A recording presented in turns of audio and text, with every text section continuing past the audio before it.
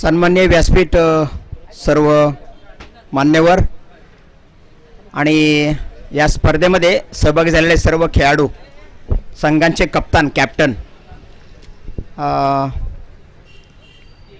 मी खरं म्हणजे लवकर यायला पाहिजे होतं पण मी 5:45 मी इथे आलो आणि मला सेमीफायनल आणि फायनल ह्या 2 मॅचेस मला बघायला मिळाल्या। खूप अतिशय उत्कृष्ट खेळाडूंनी खेळ केलेला आहे। खेळात हारजीती असतेच आणि त्यामुळे हार न मानता पुन्हा दुसऱ्या वेळेला जेव्हा स्पर्धा आयोजित केली जाईल तेव्हा वेगळ्या ताकदीने वेगळ्या ऊर्जेने वेगळ्या प्रयत्नाने आपण जिंकू कसू याचा विचार तुम्ही नक्की करा।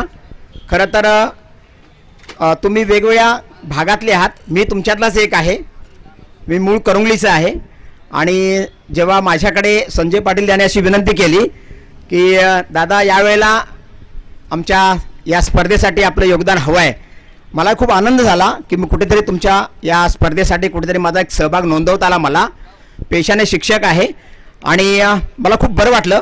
तुमच्यासारखे खेळाडू आम्ही मैदानावरती घडवतो, कबड्डी, खो खो, क्रिकेट, लंगडी, जिम्नॅस्टिक, मल्लखांब, रोप मल्लखांब। मी स्वतः मल्लखांबचा खेळाडू आहे। मी जिल्हास्तरीय स्पर्धेमध्ये प्रथम पारितोषिक मिळालेला विद्यार्थी, गोल्ड मेडलिस्ट आहे मी। आणि 100 metre, 200 metre, 400 metre sprint running ज्याला म्हणतात, विदिन काही सेकंदामध्ये कंप्लीट करायचं, ती माझी स्पर्धा आरणा हायस्कूलला गांधी सेवा विद्यालयाला जी आपली चांदोलीवाडी आहे ना त्या रोडवरती पार पडली होती। त्याच्यामध्ये 3 स्पर्धेमध्ये मी गोल्ड मेडलिस्ट आहे आरणा हायस्कूलचा। त्यामुळे खेळामध्ये खूप इंटरेस्ट आहे मला, खूप छान, तुमचं मी अभिनंदन करतो। आणि खेळामध्ये ना मी